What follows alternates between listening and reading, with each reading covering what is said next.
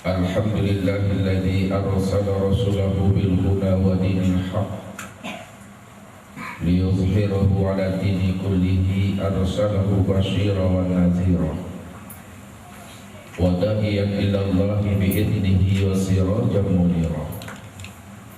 Ashhadu an la ilaha illallah wahdahu la syarika lah wa ashhadu anna Muhammadan abduhu wa rasuluhu la nabiyya ba'dah.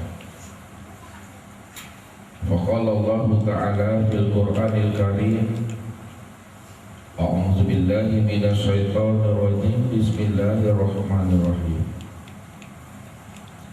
Faman kana yarju liqa'a rabbih falya'mal amalan shalihan wa la yusrik bi ibadati rabbih ahada. Shadaqallahul azim.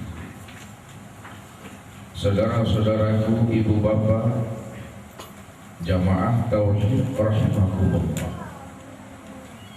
Setiap manusia sebagai insan robbani kalifatullah yang memiliki kecerdasan akal pikir dan kecerdasan ruhani, pasti mereka ingin mendambakan bagaimana hidup bersama Allah, hidup yang tidak ada jarak dan batas antara dirinya dengan Tuhannya, yang telah menciptakan alam dan menjadikan dirinya sebagai pemegang amanah rahasia diri sang Tuhannya.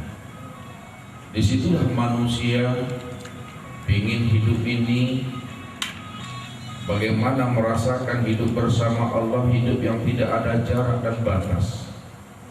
Kalau manusia telah mendapatkan rasa hidup bersama Allah, maka apapun kehidupan yang ia jalani yang ditetapkan Allah kepada dirinya, disitulah hati dan jiwanya selalu tenggelam di dalam nur cahaya makrifatnya. Apapun maunya Allah, apapun kehendaknya Allah kepada dirinya, dia tetap memiliki suatu konsep dan prinsip dalam hidupnya, sami'na wa ata'na, bahwa ketetapan dan ketentuan Allah yang Allah takdirkan kepada dirinya, itulah suatu ketetapan dan ketentuan Allah yang terbaik Allah berikan buat dirinya. Karena hatinya tidak ada tirai dan hijab dengan Rabb dan Tuhannya, hatinya tidak pernah bersuuzon dengan Rabbnya. Orang yang hatinya telah terbuka tirai dan hijab, maka apapun ketetapan dan ketentuan Allah yang Allah takdirkan kepada dirinya, mampu ia memandang dan menilik bahwa ketetapan dan ketentuan itu datang daripada Allah yang maha baik, datang daripada Allah yang maha mengerti tentang segala urusan kehidupan yang kita jalani di alam dunia dan di alam syahadat ini. Disitulah ia menyerahkan dirinya kepada Allah. Disitu pula ia menggadaikan dirinya ini kepada Tuhannya, sehingga ia tenggelamkan hati dan jiwanya ini penuh dengan keikhlasan di dalam diri dan Tuhannya. Baru dia sadar, paham dan mengerti apa yang dikehendaki Allah kepada dirinya, apa suatu ungkapan Tuhan, suatu perkataan Allah kepada kita yang telah terbuka hijab dan tirai hidup bersama Allah. Ibadi ata'ni fima amartaka wa la tu'allimni bima yuslihka. Wahai hambaku, taat sajalah kamu kepada perintahku, apapun yang aku perintahkan kepada dirimu, maka tenggelamkanlah dirimu itu kepada ketaatan kepada aku, kata Allah. Ini artinya apa? Apapun namanya perintah dan kewajiban yang Allah berikan kepada diri kita, kita terima perintah itu dengan hati yang lapang, dengan jiwa yang pasrah. Tapi ingat kata Allah, wala tu'allimni bima yuslihka bima. Jangan kamu sekali-kali mengatur aku pula di dalam mengurus urusan hidupmu. Jadi yang Allah larang kepada kita setelah kita gadaikan diri kita ini kepada Allah, jangan kita sekali-kali ingin mengatur Allah pula di dalam memenuhi kebutuhan urusan hidup kita. Jangan kita jengkal Allah itu. Jangan kita patut-patut Allah itu. Artinya apa? Bahwa kita ini dan alam ini adalah dari sesuatu yang tidak ada. Kalaulah alam dan diri kita ini dari sesuatu yang tidak ada, kemudian Allah jadikan menjadi ada, itu artinya Allah itu maha tahu, Allah itu maha mengerti apa yang diciptakan dan apa yang dijadikannya. Karena Allah menciptakan segala sesuatu itu penuh dengan rahmat dan rahimnya. Kalau Allah menciptakan segala sesuatu itu penuh dengan rahmat dan rahimnya, apa yang menjadi kebutuhan dan hajat buat diri hamba dan makhluknya itu, maka Allah penuhi akan hal itu. Begitulah rahman dan rahimnya Allah kepada diri kita.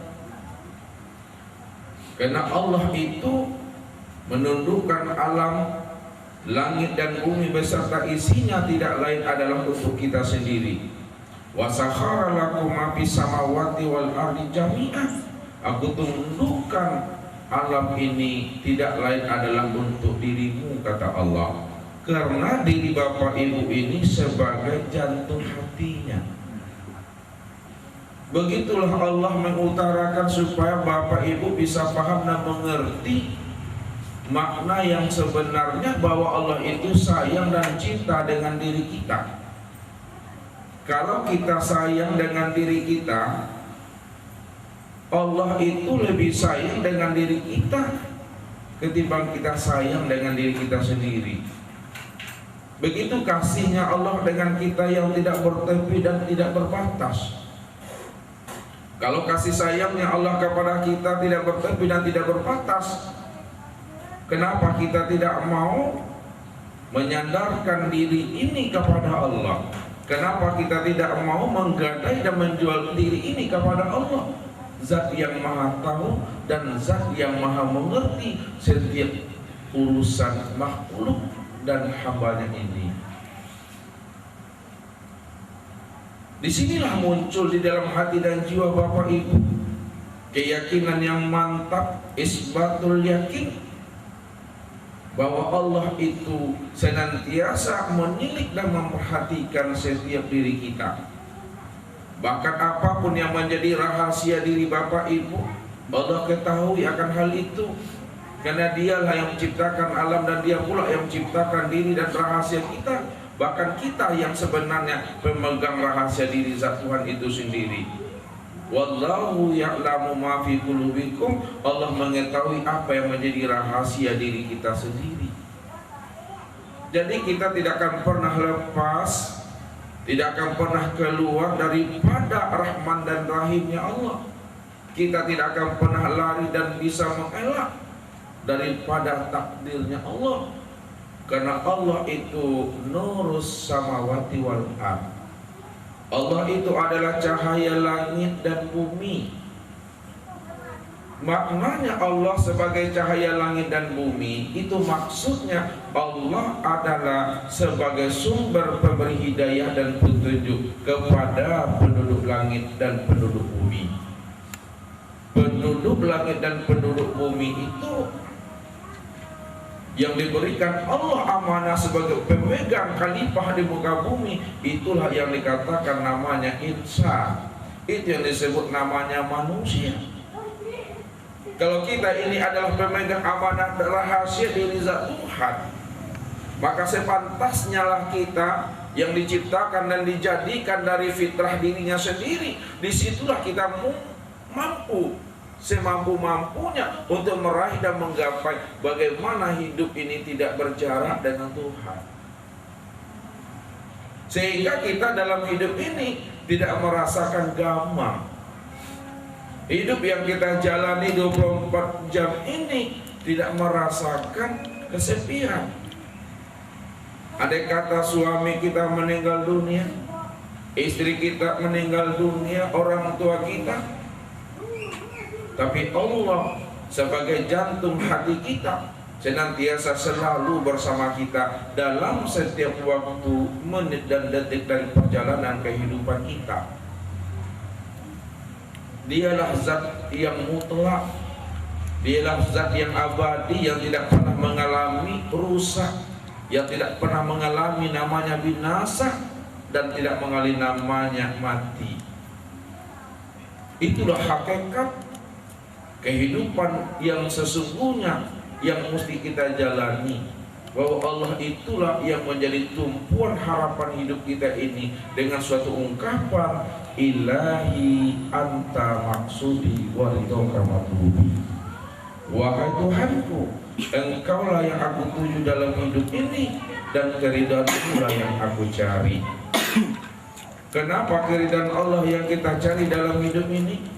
Karena Allah itulah tempat pulang dan kembalinya seluruh alam. Allah itulah tempat pulang dan kembalinya seluruh alam.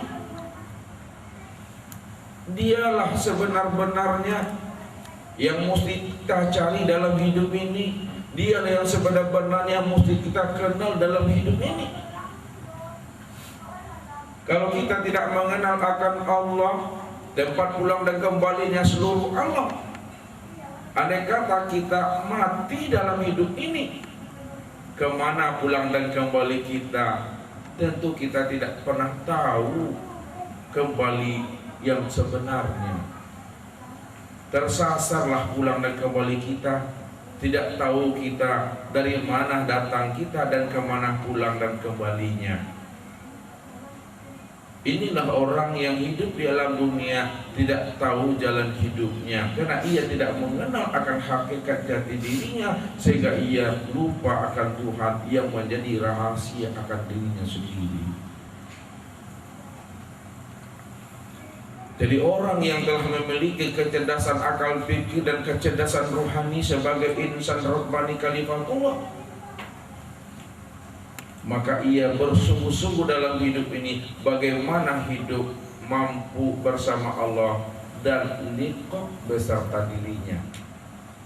Jadi malam ini kita akan mencoba membukakan rahasia dan tabir bagaimana kita mampu liqah dan bertemu dengan roh kita yang menjadi akan rahasia diri kita.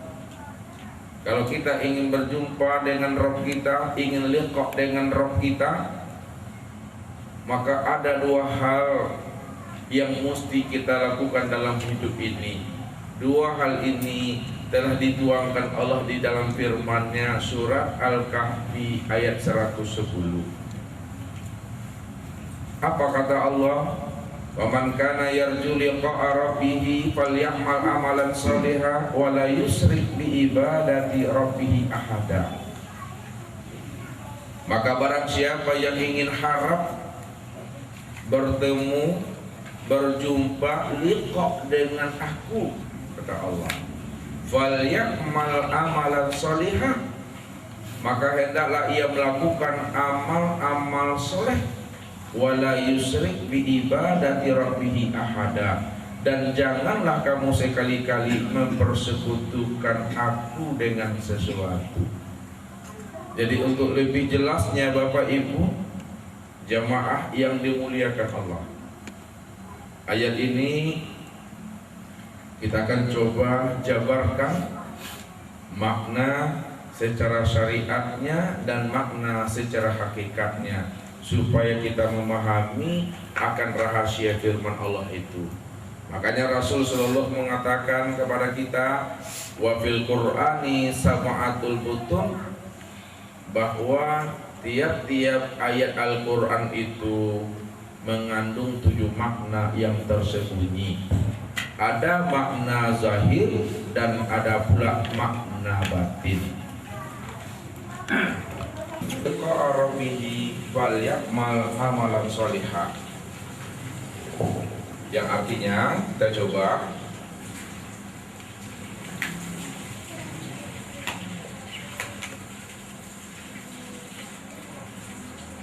faman kana yarju liqa'a rabbih, Maka barang siapa yang harap berjumpa dengan Tuhannya, jadi harap berjumpa dengan Tuhan. Kalau kita tanya ya diri kita ini, dan kita tanya pula kepada jemaah, mana orang yang banyak di dalam beribadah harap surga atau harap Allah?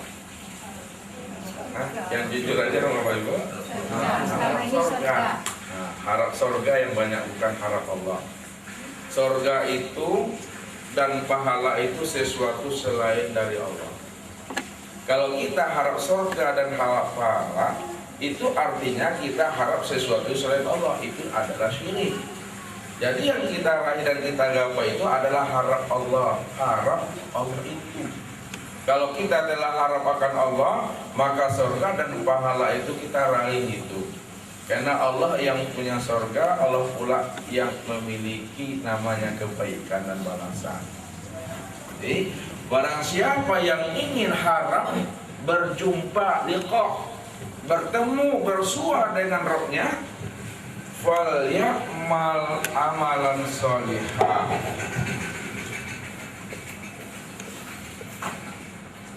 maka hendaklah ia beramal amal yang soleh. Hendaklah ia mengerjakan, melakukan amal-amal soleh. Wala yusyrik bi ibadati rabbih ahada, dan janganlah ia mempersekutukan Allah ya dengan sesuatu di dalam beribadah. Dan janganlah dia mempersekutukan Tuhannya dalam beribadah. Hendaklah ibadah yang kita lakukan itu benar-benar murni. Jadi apa makna ayat ini yang mesti kita tangkap, yang tersiratnya? Siapa yang ingin berjumpa dengan Rabbnya, maka hendaklah ia melakukan amal soleh. Jadi syarat pertama yang Allah minta kepada kita itu, supaya kita berjumpa dan liqa dengan Rabb kita itu, yang pertama kata Allah adalah amalan soleh. Amal soleh.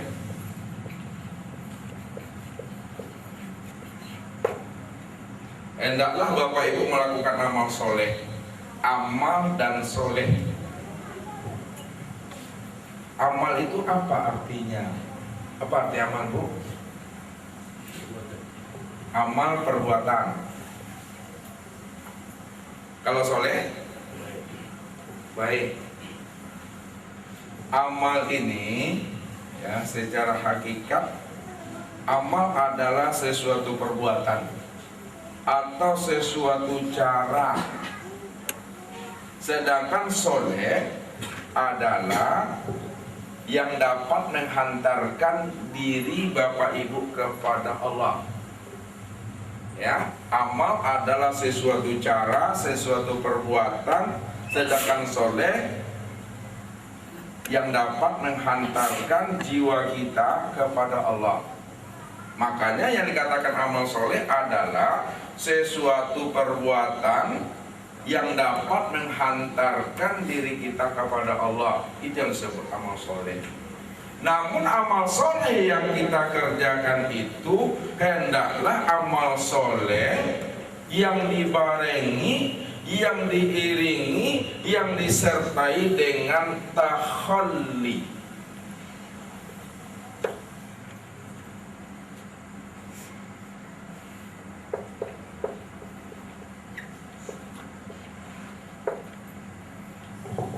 Jadi amal soleh itu ya, yang kita perbuat, yang kita lakukan, sehingga kita dapat menuju kepada Rabb kita, dapat menghantarkan jiwa kita kepada Rabb kita. Hendaklah amal soleh itu dikerjakan, dilaksanakan, disertai dengan takhalli.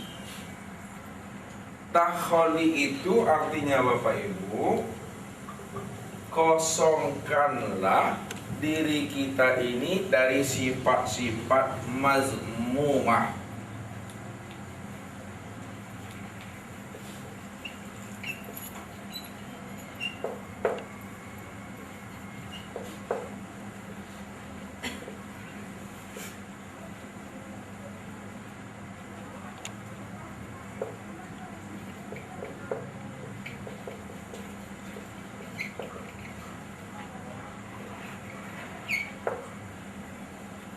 Jadi makna takholi itu kosongkan diri bapak ibu itu dari sifat-sifat mazmumah.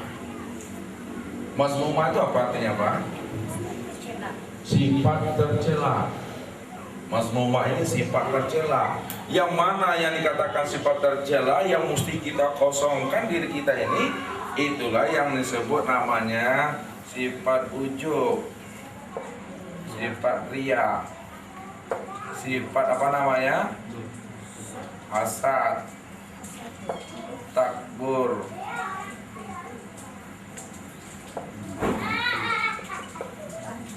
sum'ah, riba, namimah, dan lain-lain.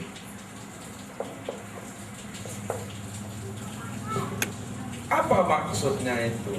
Kalau kita beribadah, melakukan suatu ketaatan kepada Allah, maka ibadah yang kita lakukan itu jangan ibadah itu ada ujubnya, jangan ibadah itu ada rianya, jangan ibadah itu ada hasadnya, jangan ibadah itu ada takburnya, sum'ah, gibah, namimah, dan lain-lainnya. Itu yang dikatakan takholi. Kosongkan jiwa ini dari sifat-sifat yang tercela ini. Kalau kita ingin liqa dengan Rabb. Sebab kalau ini tidak kita kosongkan dari diri kita, ini sebenarnya adalah sebagai tembok dia ini.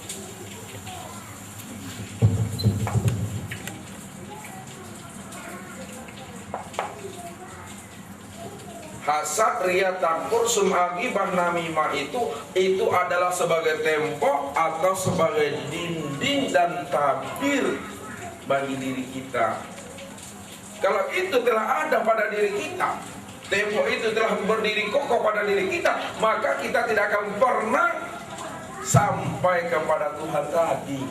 Tidak akan pernah kita bertemu dan liqa dengan diri kita. Karena apa? Karena diri kita itu telah ada tembok pemisah antara kita dengan Tuhan.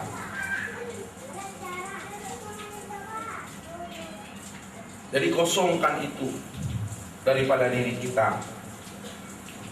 Diri kita yang mana yang Bapak Ibu? Yang dikatakan diri kita yang mana? Roh.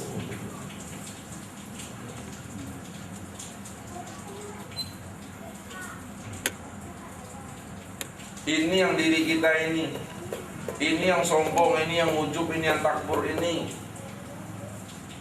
Karena dia memiliki sifat nar. Ini yang mesti dihilangkan itu. Pengaruhnya itu yang mesti dihilangkan.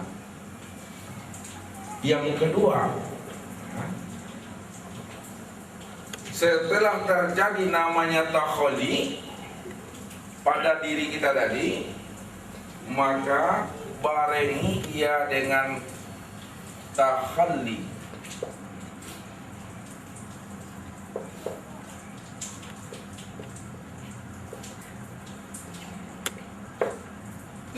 Bareng ia dengan takhalli.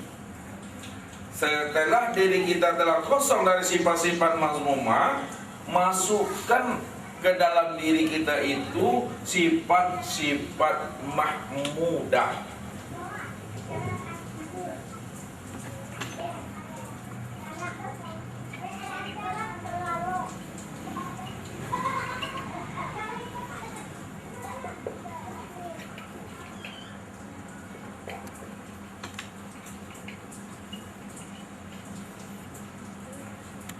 Masukkan ke dalam diri kita itu sifat-sifat mahmudah.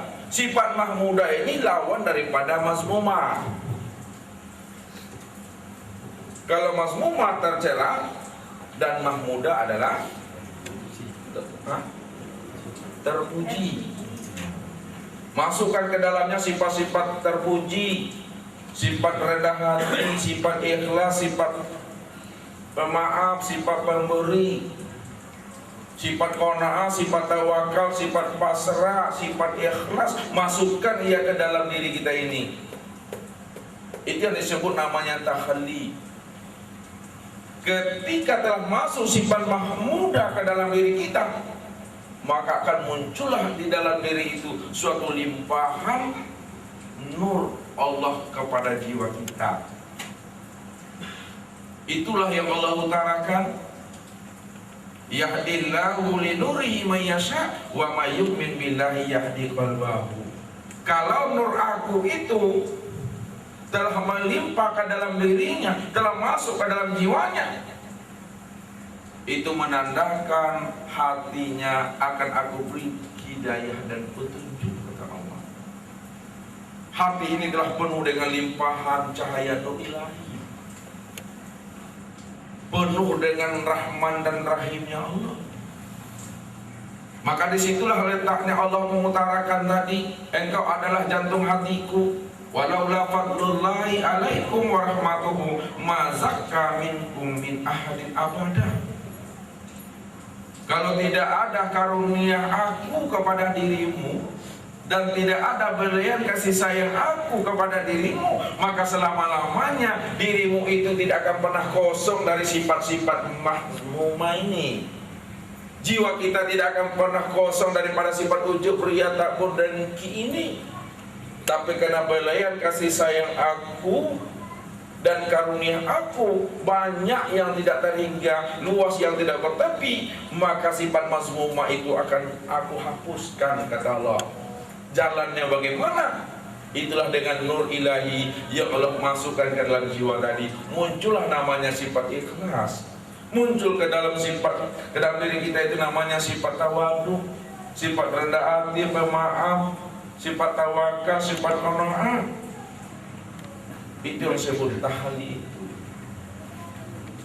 Proses yang kedua, kata Allah, wala yusrik bi ibadati rabbih ahada.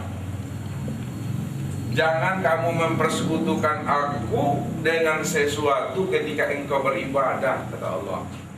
Jadi makna yang sebenarnya di balik kalam itu, fanakanlah diri kita ini ke dalam diri zat Tuhan.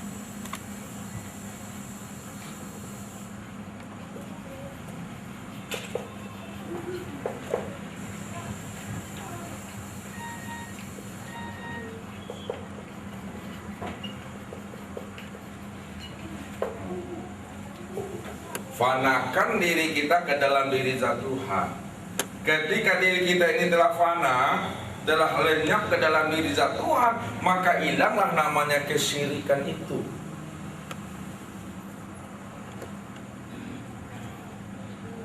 Lenyap yang namanya sombong itu, lenyap yang namanya takbur itu. Itu yang dikatakan namanya fana billah. Telah lenyap dirinya ke dalam diri zat Tuhannya. Tidak ada lagi wujud dirinya di situ. Tidak ada lagi dirinya yang merasa berbuat, yang merasa berkehendak, hidup menurut maunya. Tidak ada lagi. Kenapa? Telah lenyap dirinya ke dalam diri zat Tuhannya, yang disebut namanya dengan fana billah. Fana billah. Kalau sudah terjadi namanya fana billah, maka dia naik kepada makom yang tinggi yang disebut dengan baqawilah. Kalau fana artinya lenyap, kalau baqo artinya berkekalanlah dirinya dengan Tuhannya. Maknanya yang berkekalan daripada dirinya. Yang berkekalan itu adalah ruhaniyah tadi yang telah lenyap. Disitulah terjadi berkekalan ruhaniyahnya tadi dengan rohnya. Telah masuk ia di dalam Rahman dan Rahim rohnya, telah dikandung Allah dengan kasih sayangnya. Ketika ia telah masuk ke dalam Rahman dan Rahim Tuhannya, maka sadar ia sadar-sadarnya bahwa apapun yang ia perbuat itu sebenarnya adalah tajalli diri zat Tuhan itu sendiri kepada dirinya. Yang ketiga, terjadilah proses tajalli.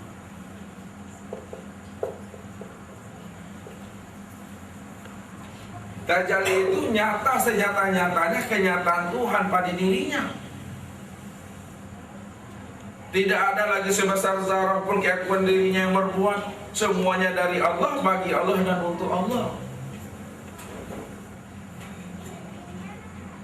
Di dalam pemahaman tauhid, kalau kita telah duduk daripada tajalli, telah bisa kita membuka tirai.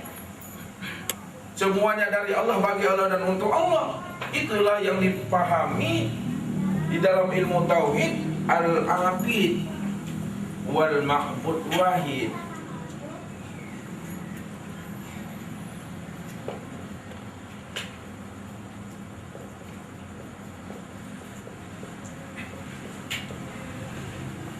Al-abid itu artinya apa? Yang menyembah dan yang disembah itu tidak lain adalah satu dirinya, satu wujudnya. Kenapa satu diri dan wujudnya? Sesungguhnya dirinya itu tidak lain adalah tajalli, kenyataan daripada diri zat Tuhannya sendiri. Itulah yang dikatakan oleh Rabb itu, kullu man 'alaiha fanin wa yabqa wajhu rabbika dzul jalali wal ikram. Bahwa segala sesuatu yang ada ini, yang Bapak lihat, yang Bapak dengar, yang Bapak raba dan Bapak rasa, itu hakikatnya adalah fana. Apa arti fana tadi, Ibu? Lenyap. Akan mengalami namanya rusak, akan mengalami namanya lapuk, yang akan mengalami namanya busuk. Itu yang fana. Itu yang akan mengalami namanya proses mati itu. Tidak abadi, tidak kekal dia. Wa yabqa wajhu rabbika dzul jalali wal ikram. Yang kekal, yang abadi itu adalah wajah zat Tuhannya. Wajah zat Tuhan. Nah, wajah itu ada dua, Bapak Ibu.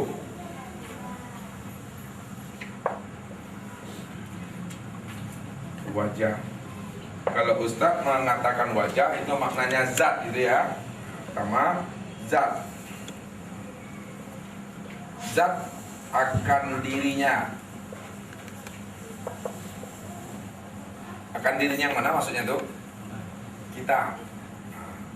Yang kedua wajah, dalam kurung zat, diri Allah. Diri Allah. Wajah zat diri kita pada hakikatnya ini tidak ada. Kita kan punya wajah, punya zat diri, tapi wajah zat diri kita ini pada hakikatnya tidak ada. Yang ada secara mutlak adalah wajah zat diri Allah Ta'ala, itulah yang ada secara mutlak. Inilah yang baqo, inilah yang abadi itu. Inilah wajah yang memiliki kebesaran dan kemuliaan. Jadi apa yang kita pandang, apa yang kita lihat, itu akan lenyap, dia akan fana, dia akan lebur dia ke dalam wajah zat Tuhannya yang mutlak itu. Barulah kita bisa memahami tentang asal jati diri kita ini yang sebenarnya, sebagaimana yang Allah tanyakan kepada diri kita masing-masing. Falyanzuril insanu mimma khuliq. Kenapa tidak kamu perhatikan dirimu? Dari mana asal kejadian dirimu, kata Allah. Apa jawaban Allah? Hal ata 'alal insan hinu minan dahr lam yakun syai'an mazkura. Bahwa asal jati dirimu itu adalah sesuatu yang tidak bisa disebut. Asal kehadiran dirimu itu adalah sesuatu yang tidak bisa dianalisa, sesuatu yang tidak bisa disebut dan tidak bisa dianalisa. Itu artinya bahwa asal kejadian diri itu adalah dari sesuatu yang hampa, dari sesuatu yang kosong. Ini asal kejadian diri kita. Kalau diri kita ini asalnya dari sesuatu yang hampa, yang kosong, yang tidak bisa disebut dan yang bisa dianalisa dia, maka kembalikanlah diri kita ini kepada kehampaan kembalinya. Barulah berjumpa apa yang dikehendaki Allah kepada diri kita. Apa kata Allah dalam surah Al-An'am itu? Ayat 94. Walaqad ji'tumuna furoda kama khalaqnakum awwala marrah. Kamu akan pulang dan kembali kepada aku satu persatu. Tapi kalau kamu pulang dan kembali kepada aku satu persatu, kembalilah kamu kepada aku sebagaimana asal mula kejadian dirimu. Asal mula kejadian dirimu sesuatu yang tidak ada, maka kembalikan lagi kepada aku, kepada sesuatu yang tidak ada. Bahwa adanya dirimu itu pada hakikatnya tidak ada. Kalaulah adanya diri kita ini secara hakikatnya dan tidak ada, berarti yang ada ini itu adalah tajallinya diri zat Tuhan itu yang maha ada. Ketika diri kita ini telah kosong, telah kembali dia kepada kehampaan, telah kembali kepada asal mula kejadiannya, barulah Bapak Ibu mampu merasakan bersama Allah itu. Baru kita paham dan mengerti apa makna yang tersirat dari ungkapan orang-orang tasawuf itu, orang-orang arif bilang itu, la na'budu rabbana lam yarah. Kami tidak akan menyembah Tuhan sebelum kami melihat akan Tuhan. Baru kami mau menyembah setelah kami melihat akan Tuhan. Tapi sebelum kami melihat akan Tuhan, kami tidak akan pernah mau menyembah. Makna inilah makna yang terdalam dari ungkapan yang paling dalam dari suatu sirah seseorang insan. Jadi kalau kita ingin seperti itu, jalan satu-satunya, bersihkanlah hati dan bersihkan pula lah diri kita. Barulah kita bisa liqa dengan Rabb itu. Kalau kita tidak mau membersihkan hati dan diri kita ini, maka tidak akan pernah mampu kita akan berjumpa dan liqa dengan Rabb kita. Kenapa? Di dalam diri kita itu telah ada tembok pemisah, telah ada namanya dinding, tirai, dan tabir. Yang menjadi dinding, tirai, dan tabir itu, itulah namanya nipa-nipa batin itu yang sebenarnya. Lalu bagaimana jalan kita untuk menghancurkan tirai itu? Bagaimana jalan kita untuk menghancurkan tembok dan dinding itu? Tidak lain adalah zikirlah kita kepada Allah. Ini yang diajarkan Rasul kepada kita, likulli shay'in sakalatun wa sakalatul qalbi zikrullah. Tiap-tiap sesuatu itu ada alat pembersihnya. Pembersih hati tidak lain adalah zikirlah kepada Allah.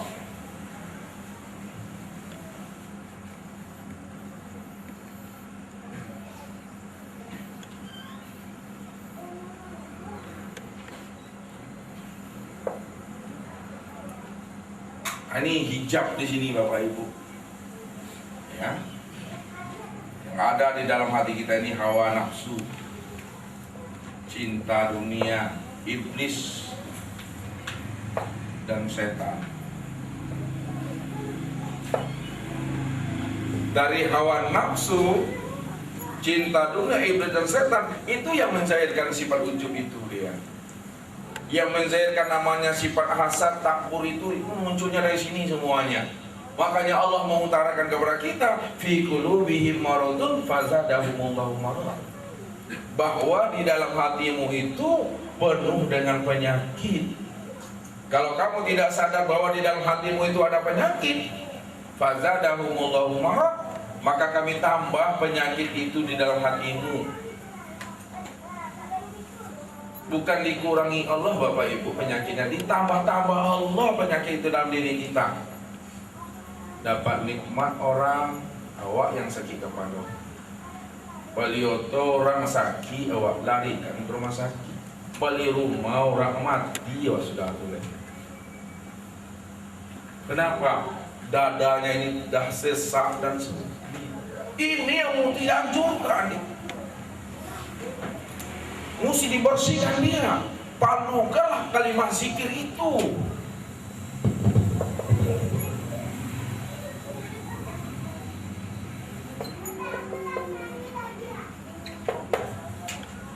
Padukanlah kalimat zikir itu ke dalam ini. Apa yang disampaikan oleh Nabi itu, tiap-tiap sesuatu adalah pembersihnya. Pembersih nifak-nifak batin tidak lain adalah zikir kepada Allah. Jadi zikir yang benar itu Bapak Ibu, zikir yang berilmu itu adalah kita tahu makom-makom tempat mempadukan zikir.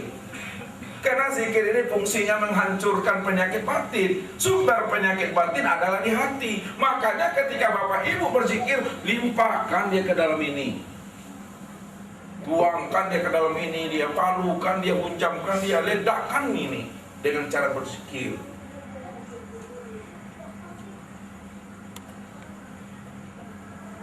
Kalau udah muncul ya, nur ilahi di dalam diri kita, di dalam hati kita ini, itu menandakan bahwa penyakit hawa nafsu, cinta dunia, iblis dan setan itu telah beransur-ansur hilang dia itu.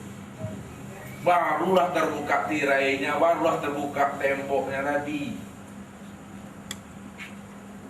Muncullah di dalam hawa ini yang disebut namanya dengan iman. Iman itu muncullah di dalam nafsu ini setelah dia terbuang yang disebut namanya dengan Islam. Muncullah di dalam cinta dunia ini setelah hancur yang katakan dengan tauhid atau tawakal. Muncul di dalam sifat iblis ini yang namanya sifat makrifat. Muncul di dalam sifat setan ini setelah dia hancur yang disebut dengan namanya nur.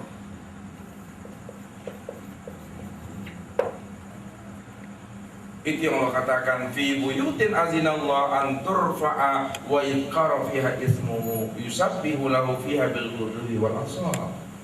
Bahwa cahaya nur aku ada di dalam rumahku, kata Allah.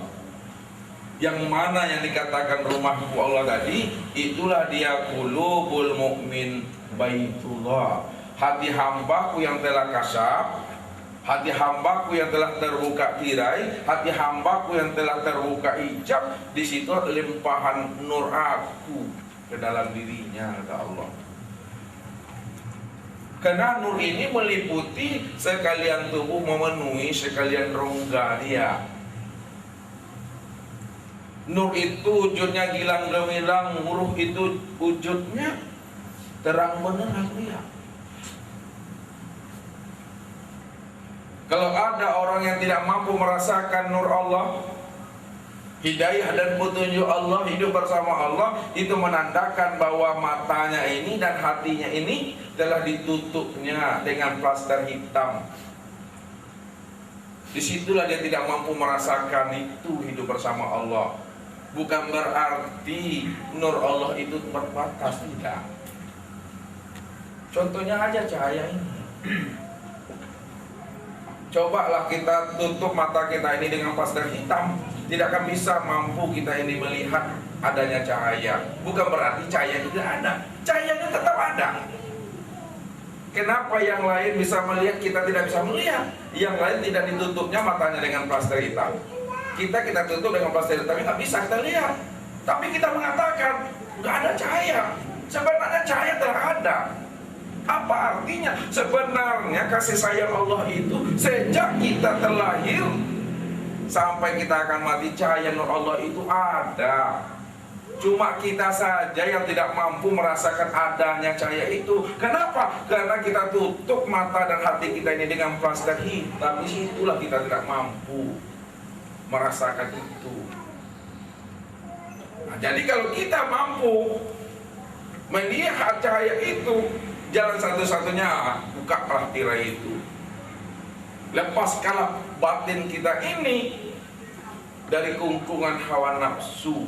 Jangan diri kita ini ditawan oleh nafsu. Jangan diri kita lagi ditawan oleh sifat ujub, riya, takbur, dengki. Jangan diri kita ditawan oleh namanya surga dan pahala. Karena surga dan pahala itu adalah tirai juga, itu Bapak Ibu. Tirai itu. Sehingga kita menggantungkan diri kita kepada sesuatu selain daripada Allah. Sedangkan Allah mengatakan tadi, siapa yang ingin berjumpa dan liqa dengan aku, hendaklah ia melakukan amal soleh. Amal soleh yang ia lakukan itu disertai dengan takholi, disertai dengan jalan mengosongkan sifat-sifat ujub itu pada diri kita. Setelah itu masukkanlah di dalam diri kita itu sifat tawakal, qanaah, dan pasrah itu. Barulah kamu bisa merasakan tajalli akan aku meliputi sekalian tubuh dan meliputi sekalian rongga tubuhmu.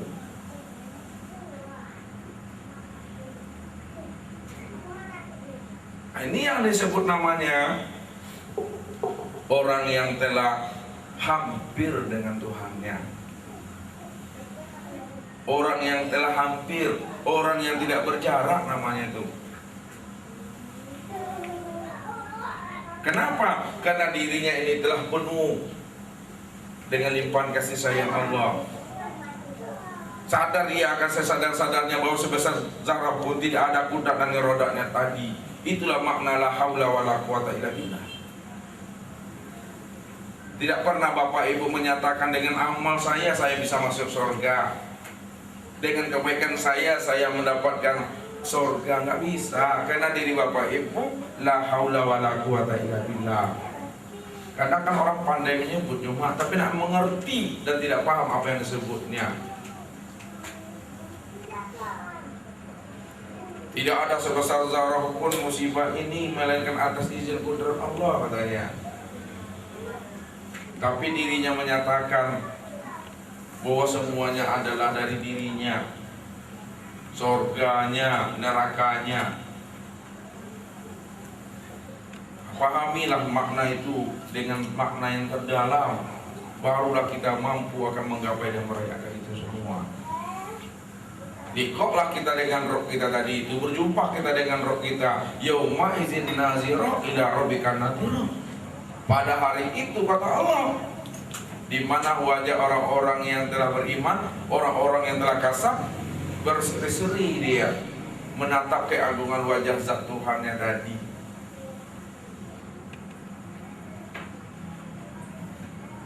Nah, itu yang sebenarnya yang hakiki daripada surga itu. Bukan karena dia takut akan neraka, bukan karena dia harap surga, tapi takut dia kalau dia tidak berada di dalam rahman rahimnya Allah.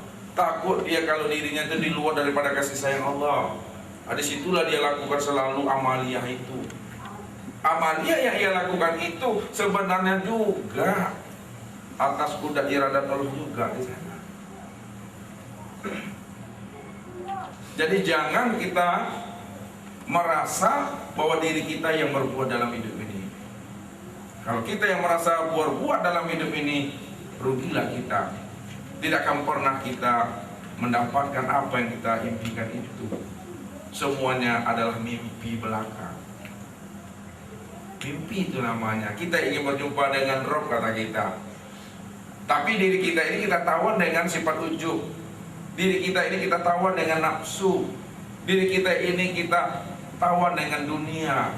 Ya nggak bisa. Kalau dunia ini semakin bertambah tahun, semakin awet muda dia Bapak Ibu. Semakin bertambah tahunnya, semakin muda dia, semakin remaja dia. Coba bandingkan diri kita ini. Apakah semakin tambah tahun makin muda atau semakin lusuh dia? lusuh dia itu. Makanya Pak Wali Kota itu mencanangkan Pekanbaru menjadi kota metropolitan. Kalau kita kan tidak, makin lusuh, makin lapuk, usang, dan mati itu. Duduk kita di depan rumah, lihat itu, pandanglah toko-toko, ruko-ruko, rumah, makin indah, makin cantik. Tengok pula lah ke dalam diri ini. Nggak lama sama itu hari isinya itu. Seminggu, berapa hari Pak? 7 hari. Kalau nggak hari Senin kan Selasanya itu. Nggak Selasa di Rabu tuh. Itu ya tuh. Hitung-hitung saja lah itu. Hari-hari itu. Seterusnya. Nggak perlu diajar itu. Dia menilik ke dalamnya. Iqra' binafsi itu. Anak siap tak awak menghadapi itu? Siap nak siap, mesti siap. Karena disitulah Allah mengatakan, ya, lahu aslama man fis samawati wal ard wa ilaihi yurja'un.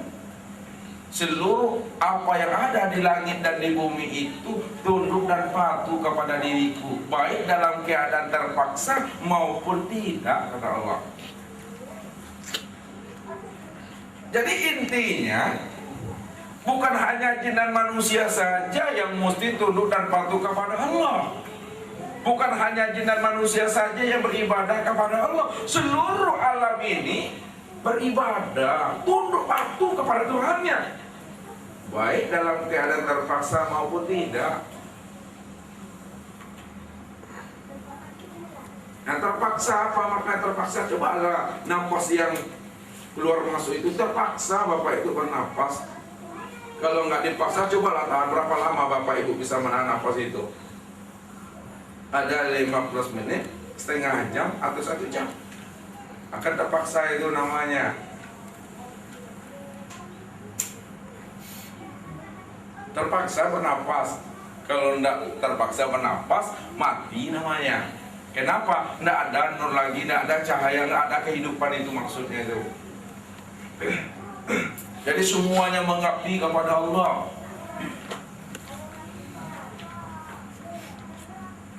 Namun yang terlihat kesempurnaan mengabdi kepada Allah itu, itulah yang dinyatakan Allah kepada bangsa jin dan kepada bangsa manusia. Dan sebagai pemegang khalifahnya itu adalah manusia. Manusia inilah pemegang khalifah langit dan bumi. Karena manusia itulah kumpulan rahasia langit dan bumi itu semuanya. Manusia itulah kumpulan alam. Api, air, angin, tanah itu ada pada manusia tadi. Kalau dikatakan Raja Jin, bukanlah Raja Jin yang di segitiga Bermuda itu. Bukanlah jin Ifrit itu yang dikatakan Raja Jin. Yang Raja Jin itu adalah manusia. Manusia aja Raja Jin, karena dia adalah kesempurnaan kumpulan alam bagi dirinya. Kalau jin jadi luar diri itu, kalau kita mampu memahami, menanamkan tauhid dalam dirinya, mudah dia itu beriman dan bertakwa kepada Allah.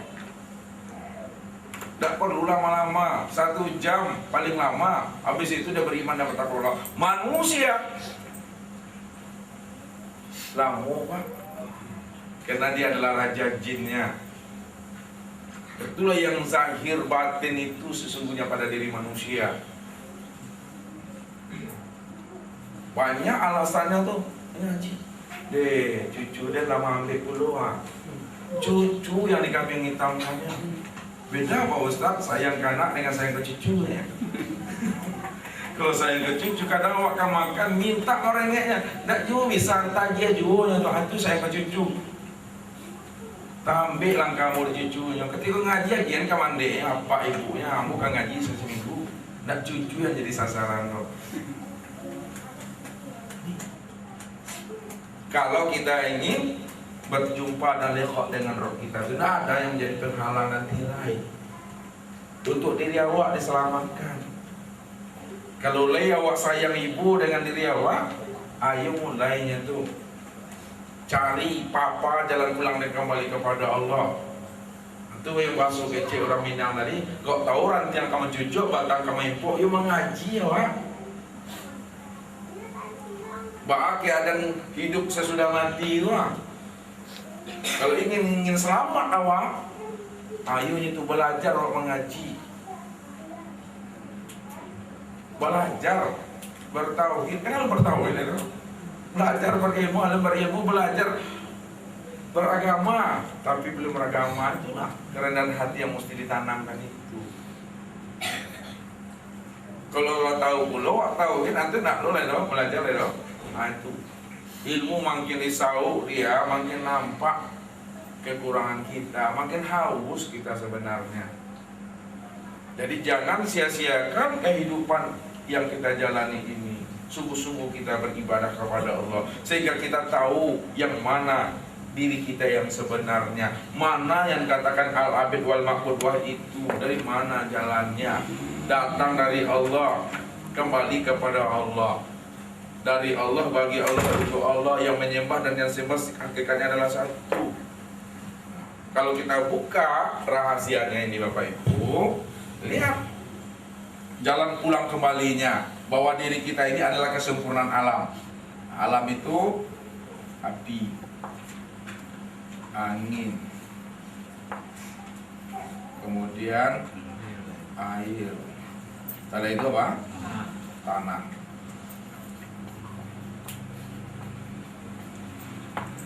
Ini alam sempurna bagi diri kita. Kita ingin memahami al-abid wal maqbud wahid. Tidak ada diri kita di situ. Nah, api ini itu bagi diri kita, itulah menjadi darah. Darah inilah tanda wujudnya Allah Ta'ala pada diri kita, bagi diri kita. Inilah yang disebut namanya dengan al-azam. Ya. Yang kedua angin pada diri kita, ini yang menjadi akhirat. Inilah bukti tanda wujudnya Allah Ta'ala bagi diri kita yang bernama Al-Qawi. Air, ya, bagi diri kita itulah yang menjadi tulang. Tulang inilah tanda bukti wujudnya Allah Ta'ala bagi diri kita yang disebut namanya apa? Al-Muhid atau Al-Muhyun. Nah itu tanah bagi diri kita, ini yang menjadi daging. Daging inilah tanda wujudnya Allah Ta'ala bagi diri kita yang bernama Al-Hakim.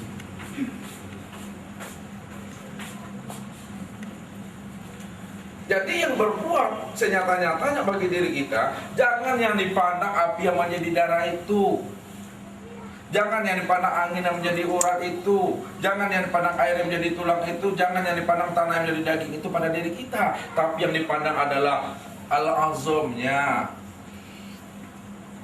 Yang maha besar itu siapa? Allah. Yang dipandang al-qawinya, yang maha kuat itu siapa? Allah. Al-Muhyun, pandang itu, yang maha hidup itu siapa? Allah. Yang Al-Hakim itu, yang maha kokoh, yang pasar itu adalah Allah. Makanya kenapa kita berdiri, ruku, sujud, dan duduk, ini dia alam. Tapi yang kita pandang bukan alamnya di situ. Setelah kita memahami akan terjadi. Yang berdiri itu yang Allah, yang ruku itu yang Allah, yang sujud itu Allah, yang duduk itu Allah. Tapi Bapak Ibu bukan Tuhan. Inilah tajalli pada diri kita semuanya. Situ duduknya Allahu Akbar itu. Jadi tidak lagi memandang darah menjadi dari api, itu bukan. Tapi yang kita pandang al-azamnya, itu yang maha besar, yang bersifat berdiri pada diri kita. Dia itulah yang bercermin, dia itulah yang memuji, dia itulah yang mengenal, dia itulah yang menyembah bagi dirinya tadi. Pulang kembali kepada Allah, dari Allah, bagi Allah, dan untuk Allah. Kemana pulangnya kalau bangsa kita? Dari tanah pulang ke tanah, dari air pulang ke air, dari angin pulang ke angin, dari api pulang ke api. Ini kan bahasa syariat yang belum bisa dipahami secara mendalam dia. Oh, dari tanah pulang ke tanah, nampak nih saya meninggal masuk ke dalam kubur. Lalu apa doanya? Siram pertama apa doanya? Awak akan mati mesti tahu doa ikan disiram orang. Makanya ketika lalu itu baca doa mati. Bapak Ibu pernah baca doa mati atau lalu? Doa mati Pak San. Bismillah ya wa mati lu bisa mati lah. Ya aja lah. Apa Pak Raymond doa mati?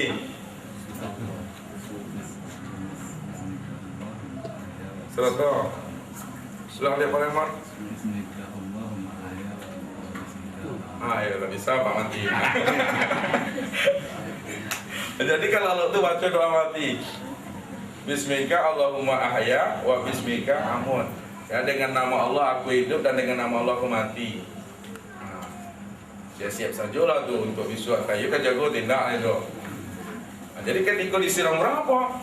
Minha khalaqnakum. Dari tanah ya aku ciptakan kamu. Wa fiha nu'idukum. Dan dari tanah itu puluh kembalinya kamu balik. Wa minha nukhrijukum taratan ukhra. Dan dari tanah puluh akan keluarkan kamu. Itu kan secara syariat. Datang dari tanah, kembali kepada tanah balik. Tapi hakikat yang sebenar apa seperti itu pahamnya? Tentu tidak. Paham yang sebenarnya datang dari tanah kembali pada tanah, dari air pulang ke air, dari angin pulang ke angin, dari api pulang ke api. Bukan seperti itu maknanya. Makna yang terdalam daripada itu semua, dari tanah itu dia kembali kepada air. Karena tanah itu asalnya daripada air. Dari air pulang dia kepada angin. Karena asal air daripada angin, asal angin pulang kepada api. Asal api pulang mana dia? Ayat sabita. Dari ayat sabita pulang dari mana? Nur Muhammad. Dari Nur Muhammad pulang mana? Nurullah. Dari Nurullah pulang mana lagi? Zatul Haqq. Dari Zatul Haqq pulang mana ya? Kuni. Dari kuni pulang ke mana? Bil kuni. Itu maksudnya tuh innalillahi wa inna ilaihi rajiun. Kembali kamu kepada aku, kepada keempat, kembali kosong pulang itu. Awak dari sesuatu yang kosong pulang itu kosong sama dia. Jadi jangan Bapak Ibu aneh kalau ada orang yang mati, kapan saja yang tinggal, tubuhnya hilang bukan karena dicuri, tapi dia kembali kepada kekunian itu. Nih makna pulang itu. Ini yang dipandang-pandang secara zahir, pandang secara batin. Kalau pandai Bapak Ibu memandang secara zahir dan batin, itu maknanya yang zahir dibatinkan, yang batin dizahirkan kembali. Pandanglah satu wujudnya di situ. Al-abid wal ma'bud wahid. Jangan dipandang tanahnya yang duduk itu, pandanglah al-hakimnya, pandang al-muhiyyunnya, pandang al-qawiyunnya, pandang al-azimunnya. Al-hakim, al-muhiyyun, al-qawiyun dan azimun itu tidak lain adalah Allah itu sendiri. Makanya Allah itu yang berdiri, dia yang ruku, dia yang sujud, dia yang duduk, dia yang salam, dia yang istighfar, dia yang berdoa, dia yang memulangkan kembali itu. Itu yang katakan dari Allah, bagi Allah dan untuk Allah. Nah, ini diasah terus hati dan jiwa kita di dalam pemahamannya. Tidak bisa malam ini Bapak Ibu menembus itu. Ya, yang sudah lama saja kadang bimbang juga di sana memahaminya. Apalagi yang satu malam hadir nggak bisa. Nah, lancar kaji kena dulang, pasah jalan karena ditampuh itu. Karena anugerah Allah itu tidak langsung dia nyata bagi diri kita. Dia butuh proses pemahamannya. Inilah Bapak Ibu yang dimuliakan Allah. Mudah-mudahan kita menjadi hamba yang insan Rabbani kalimatullah, sehingga kita mampu memulangkan diri kita kepada asal mula kejadiannya datang dari Allah, ia pulangnya pada Tuhan yang pada billahi taufiq wal hidayah. Wassalamualaikum warahmatullahi wabarakatuh.